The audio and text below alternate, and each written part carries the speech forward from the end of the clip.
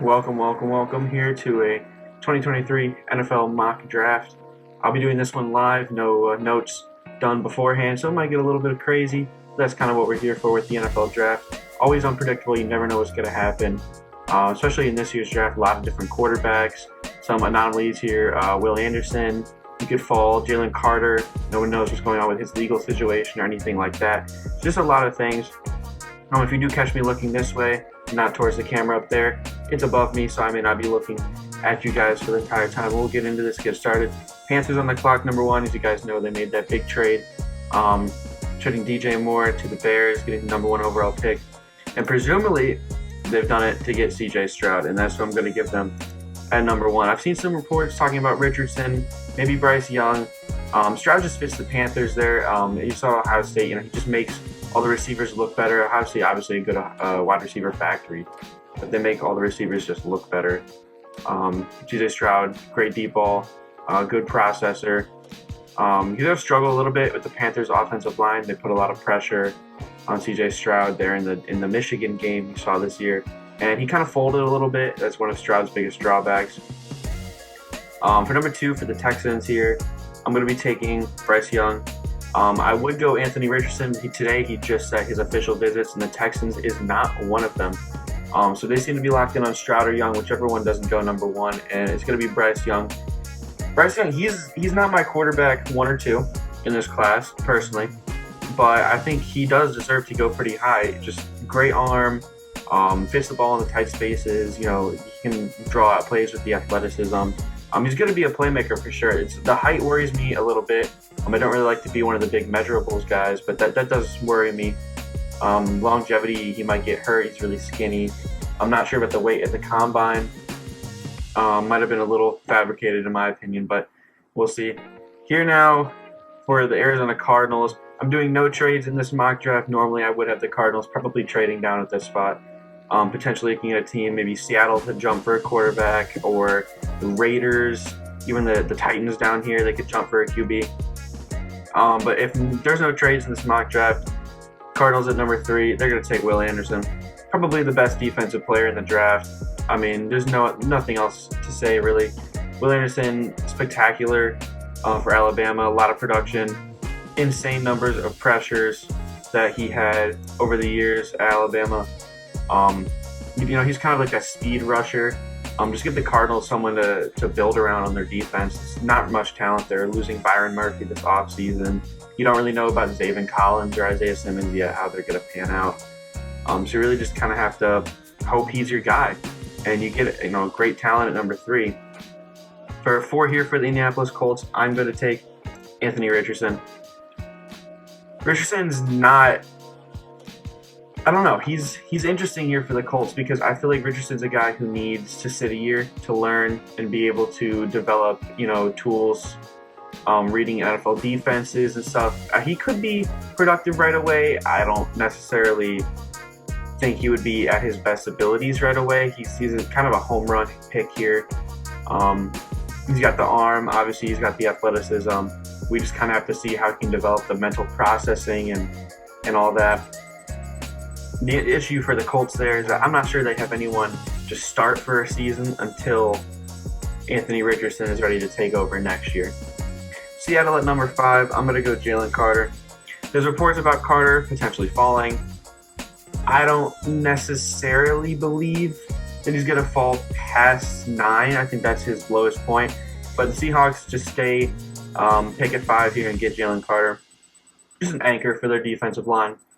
Really, the Seahawks always are a good BPA type team. Just take the best player available. I believe that's Carter, no matter what the legal situation is. Jalen Carter is just a spectacular player. Lions here at number 6. There's a lot of guys here I debated.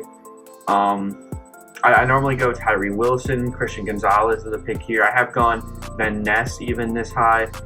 This time I'm going to be going with Tyree Wilson, edge rusher out of Texas Tech. Very similar to how Trayvon Walker was last year. Big athlete.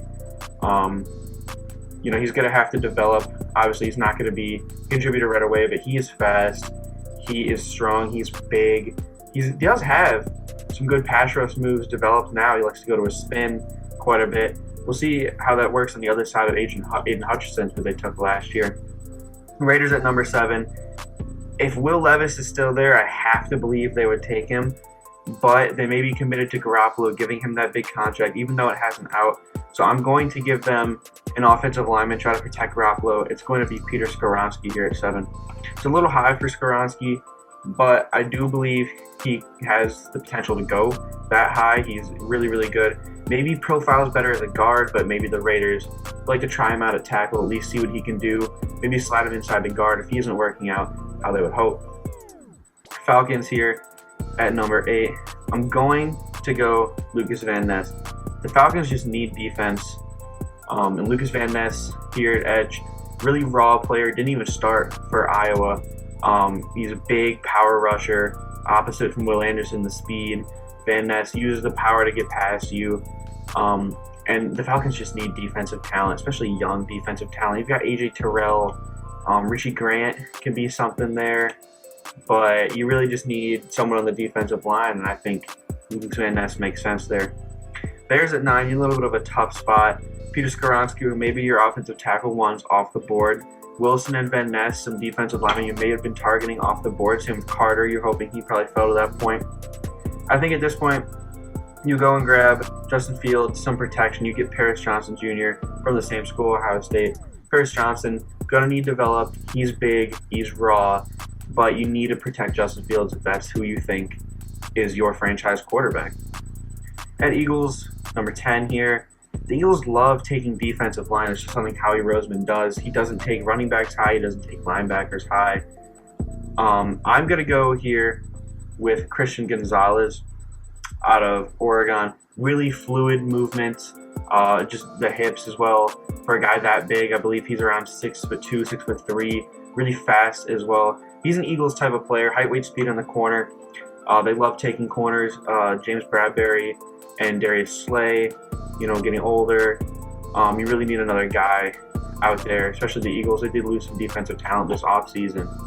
I believe James Bradbury actually went to another team. So the Eagles can get their replacement at 10 with Christian Gonzalez, and a no-brainer pick here. The Titans, they get the stick and pick Will Levis. Will Levis, he is my personal quarterback one, and I may get blamed for that. I just think he has all the tools to succeed. The production wasn't there, obviously not what you'd like to see playing in the SEC, but he was playing on one of the worst teams in the SEC. He's putting his heart and soul out there for the team, getting hurt a lot. He's got the arm, maybe the strongest arm in this class, whether you like Richardson's arm or not. Levis is definitely up there. He does have the athleticism to be able to escape the pocket, extend plays, just make the throws. He does have some decision-making issues. He'll force balls into tight spots where they really shouldn't be thrown. Reading coverages can be an issue sometimes, but I think Will Levis can develop quickly and be the guy for the Titans there. Pick number 12 here for the Texans. I am doing this live, so I have no notes beforehand.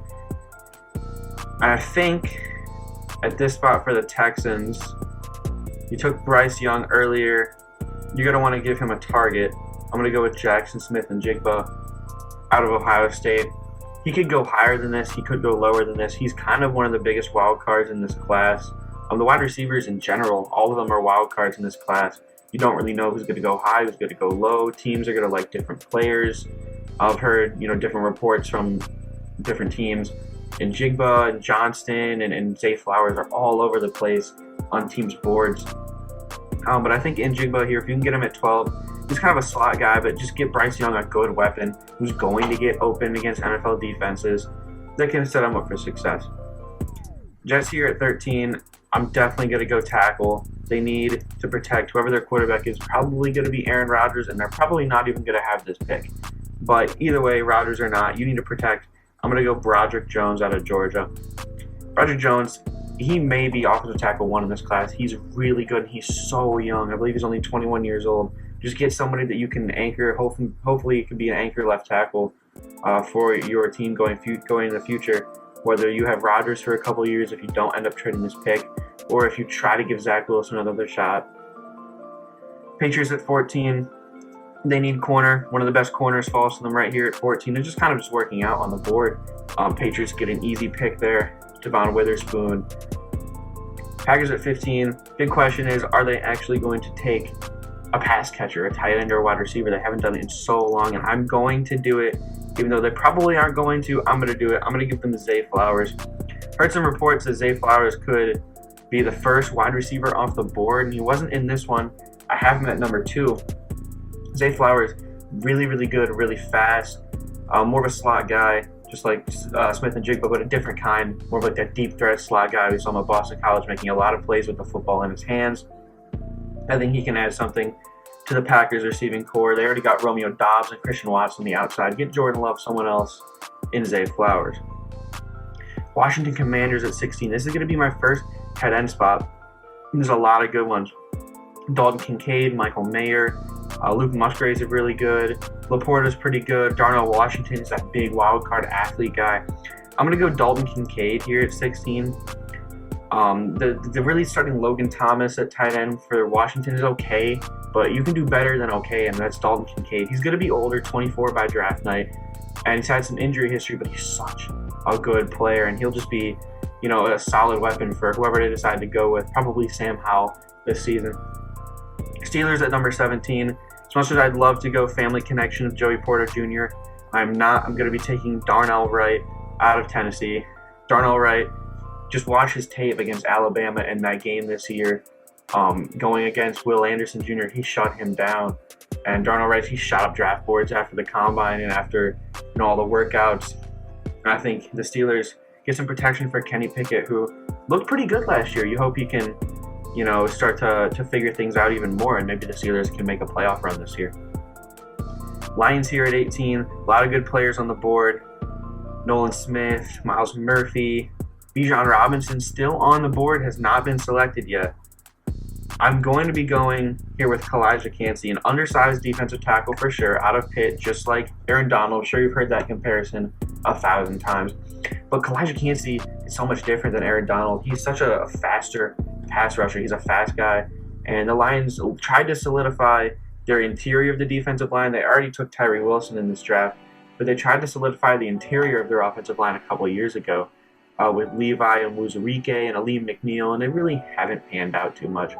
So you go Kalijah Kancey, get some pass rush in there, see what he can do along with Hutchinson and Tyree Wilson. Pick number 19, the Tampa Bay Buccaneers.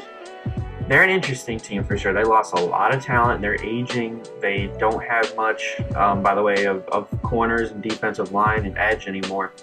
And they need a quarterback. But no QBs on the board here. I've seen some reports about Hendon Hooker going high. I don't think I'm going to have him in the first round today. Tampa Bay Buccaneers at 19. I'm looking at Deonte Banks. Joey Porter Jr. Ooh, I might have talked myself into Joey Porter Jr.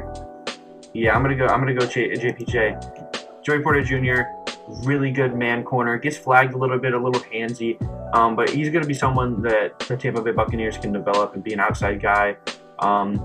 To go with Jamel Dean, who's in the slot, and I believe you still have Carlton Davis on the outside there. You did lose Sean Murphy-Bunting in free agency, so that can hurt a little bit, but you get your replacement here in Joey Porter Jr. Seahawks at 20. This is going to be a little bit of a weird one. I'm going to go with center Joe Tippmann out of Wisconsin. I've seen some things about him sneaking into the first. I've had him in a couple.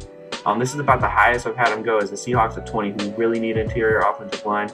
Joe Tippmann there. Makes sense. Dolphins pick forfeited, obviously. Chargers at 21. I would go Johnson, but they really don't need a big body receiver. They already have Mike Williams. They're such an interesting team. I think I still do want to go wide receiver for them. Checking out who's available. Jordan Addison is there. Josh Downs. I don't think Jalen Hyatt sneaks into the first. Man, this is a tough pick here for the Chargers. I think they're going to take Jordan Addison.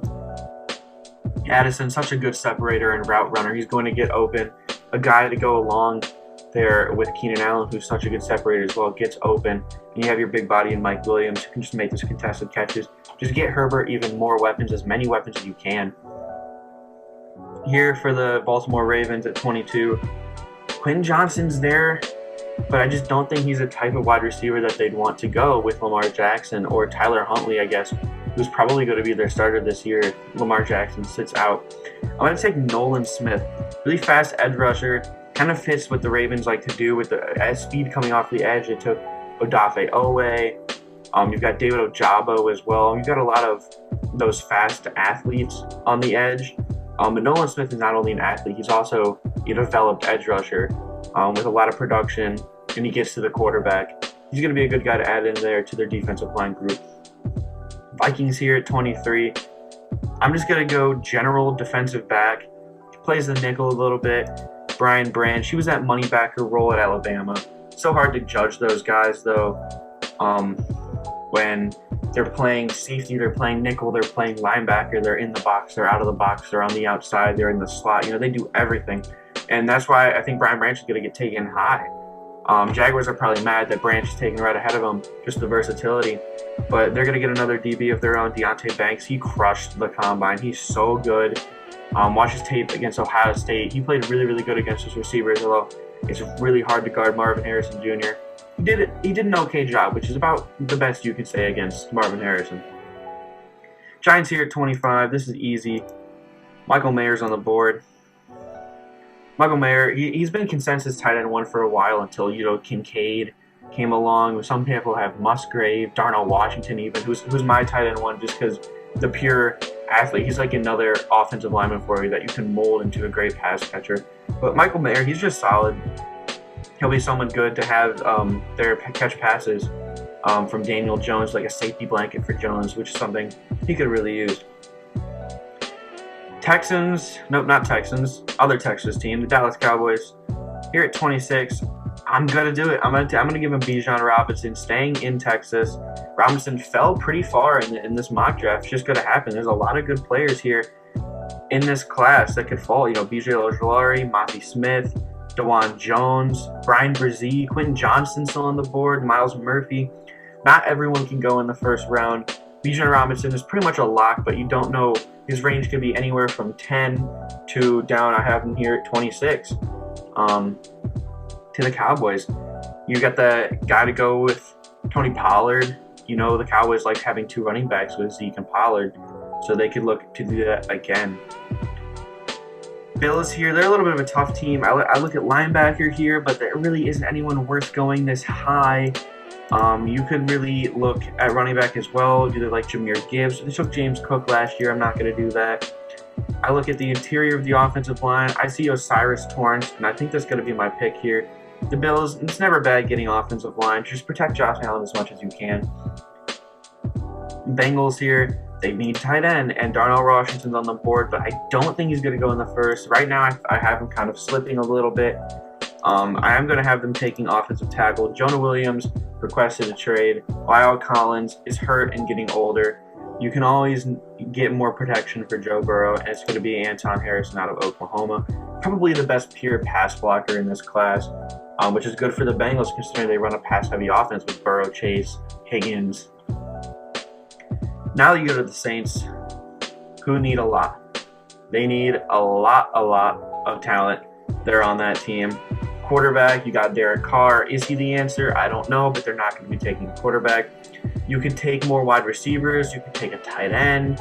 You could grab defensive line edge. They really, really need guys like Miles Murphy. Quentin Johnston could be a guy, even Brian Brzee, Will McDonald. A lot of options here for the Saints. I would go B.J. Ojulari, but they don't take LSU players. I think if Quentin Johnston slipped this far, New Orleans would take him. I mean, they're kind of I would say a BPA team, but no, I rephrase that. The Saints just reached on the board a lot recent drafts, but here I would hope they'd go with Quentin Johnston out of TCU. Big body receiver. You've got Chris Olave. You've got Michael Thomas as a question mark. Is he going to play? Is he hurt? What is Michael Thomas doing? But you can never have too many weapons. Try to get Derek Carr more than what he had in Las Vegas, although it's hard to get more than Devontae Adams. Eagles at 30. This is normally a spot I'd have a team trading up for a late faller, maybe trade up for Miles Murphy, Emmanuel Forbes. Look at guys like Cam Smith. Eagles, we had them go with Christian Gonzalez earlier, and I'm going to go with a typical Eagles pick and go defensive line. I'm going to take Will McDonald out of Iowa State. Now with the Kansas City Chiefs here at 31, a lot of options for the Chiefs. Wide receivers in need. I always go defensive back for them. They need that. D line is in need. You take a guy like Mozzie Smith to go next to Chris Jones, Brian Brzee, Myles Murphy. There's a lot of good players still on the board here. What do I want to do with the Chiefs here at 31? Man, this is tough. I think for the Chiefs here at 31, I'm looking at a lot of different positions here. I think if Myles Murphy slipped this far, they would take Myles Murphy. That's going to close out our first round here. Let me know what you guys thought of this mock draft there in the comment section. Any picks you like, any picks you don't like, feel free to let me know. We will be doing more mock drafts as the draft approaches. I'm not sure when this one is getting out. It's being recorded on April 7th. Not sure how close to the draft this one's going to be getting out. At the time of me recording this, I still haven't even decided on a channel name. That's why I didn't say anything in the beginning. But you guys will know when this comes out what the channel name is. So be sure to like, subscribe, turn on the post notifications for more. As we are getting closer and closer to the draft, there will be more videos out, guys. Thanks for watching. I'll see you all next time.